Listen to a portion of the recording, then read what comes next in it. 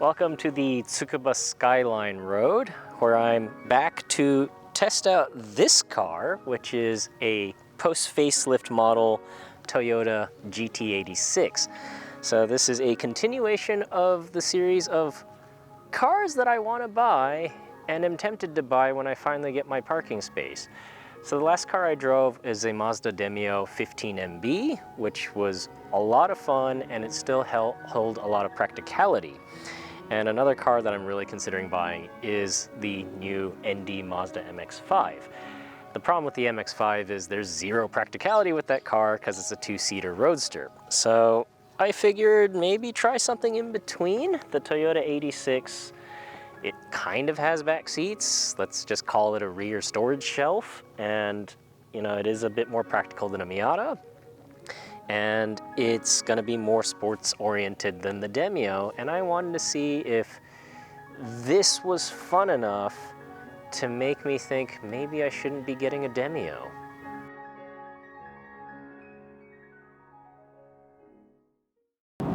So one of the funny things about this car is the way it's marketed in Japan. So it's not just like, hey, this is a sports car, go take it to the mountains, go take it to the track.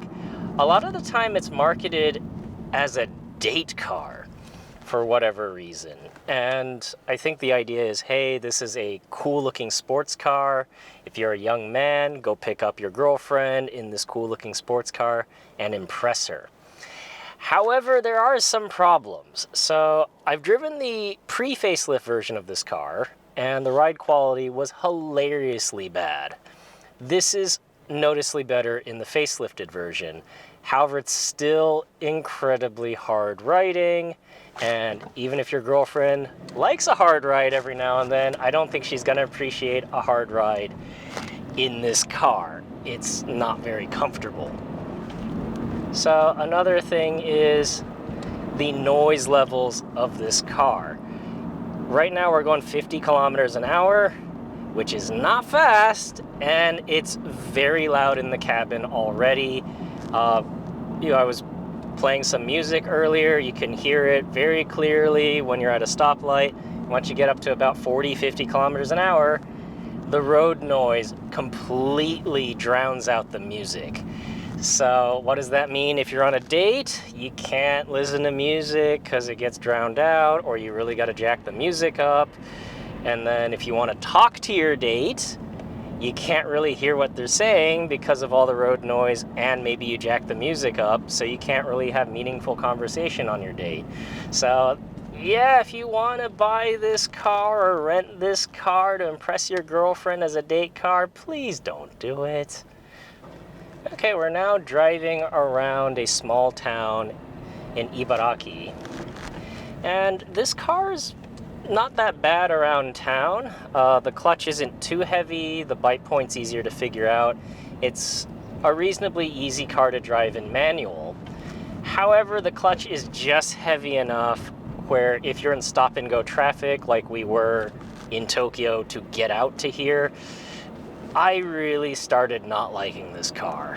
And it was kind of a shame because I was like, oh, I champion manuals and everything, but I think if you live in a built-up area with a lot of horrific stop-and-go traffic, this is just not fun in traffic.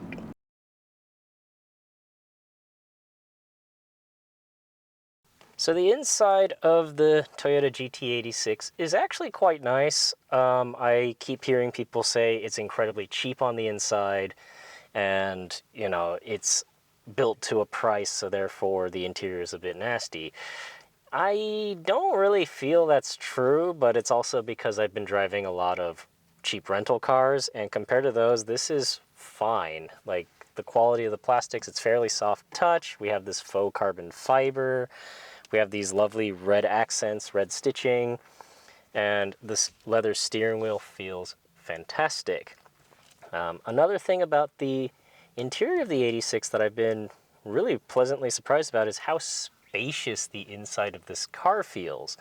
Like, compared to a Mazda MX-5, for example, this feels a lot bigger. And in reality, it's not that much bigger on the outside, which is nice. And I have driven the new Supra at one point in time that actually felt tighter than this. So the interior of this, like quality-wise, I see zero problems with it. I have driven the pre-facelifted model, and the interior did feel a bit cheaper, but these post-facelift models, the interior is lovely. Okay, so being a proper sports car, the driving position of this car is excellent. You don't feel like your ass is scraping against the ground type of low, but you're nice and low in the car, and the visibility out is great. And then, of course, all the usual ergonomics. Everything is within reach, and the controls aren't too difficult to figure out. The shifter is within one hand's width of the steering wheel, and you have your emergency brake here, right next to the steering wheel. And why is this a good thing? This is supposed to be a drift car, so as you're driving along, you can just rip this and have your hand very close to the steering wheel and then initiate your drift.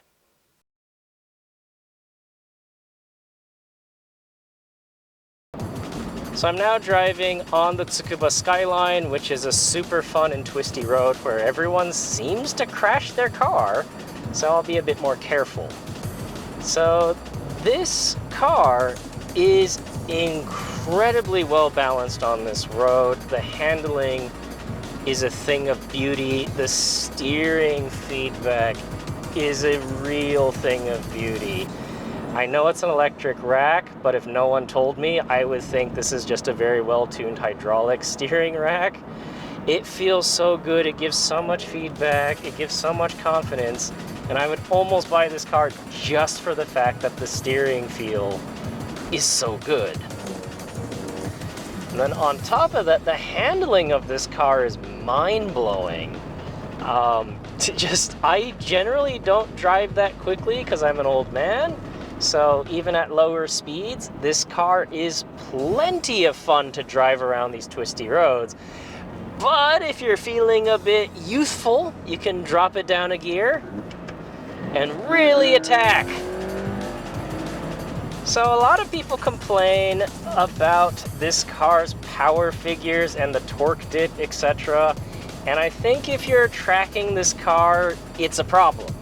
But if you're on these incredibly tight Japanese roads, it's been fine. I do not feel this car is underpowered in any way. I feel it has just the right amount of power to really get up to speed and enjoy these roads.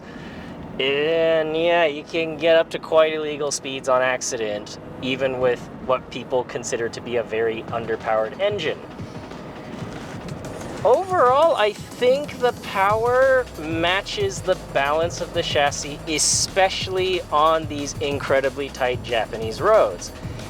If you're on wider, more sweeping roads, this car might feel a bit underpowered, but for these roads, it's absolutely perfect.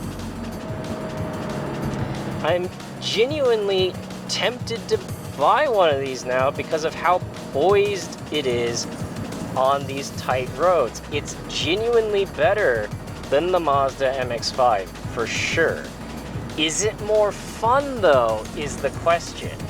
And I think no. Compared to a Mazda MX-5, this is more capable. This is more of a weapon on these types of roads. However, it's a bit more serious. You go around these turns, it handles beautifully, it definitely feels faster and more poised than the MX-5. However, I feel the MX-5 is a bit more fun. It does these weird Mazda-tuned things, like it rolls a bit and everything. People complain about it, and yeah, if you're on a track, it's a problem. When you're over these bumpy roads with the anti-drifter bumps and everything, I think this MX-5 is tuned to be more fun on these roads. And as much as I'm enjoying this car and the balance and the poise of the car, there's a bit of seriousness to it. And the MX-5 has a bit more of a playfulness to it. And I kind of like the playfulness a bit better. So, obviously, these aren't comparable cars, but how does this compare to the Mazda Demio 15MB, which is kind of topping my list?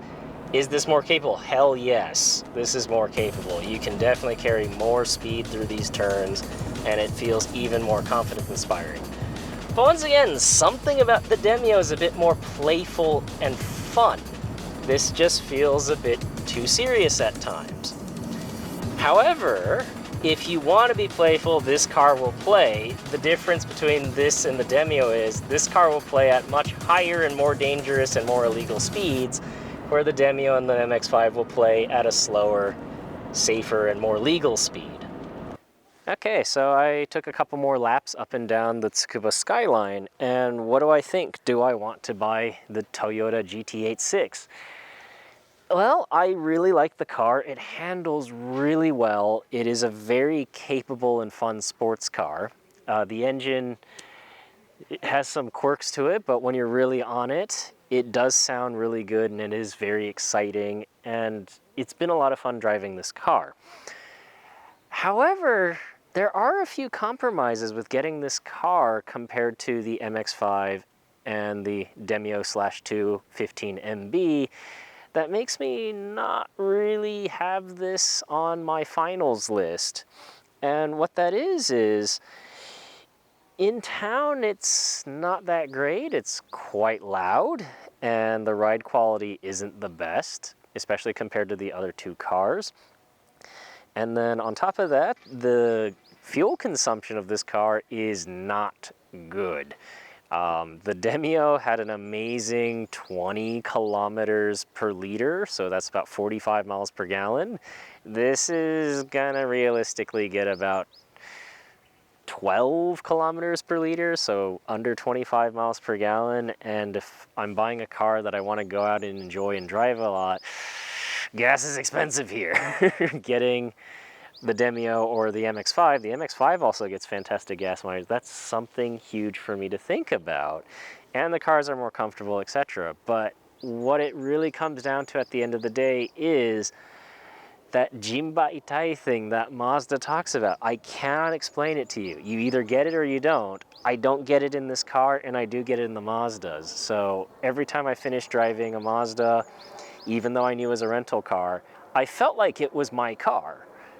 This car, I don't get the same feeling. I just go, yeah, I'm driving someone else's car, and I'm well aware of it, and I don't have that same attachment forming while I'm driving this car, even though it's very good, it's very capable, and I love it, etc.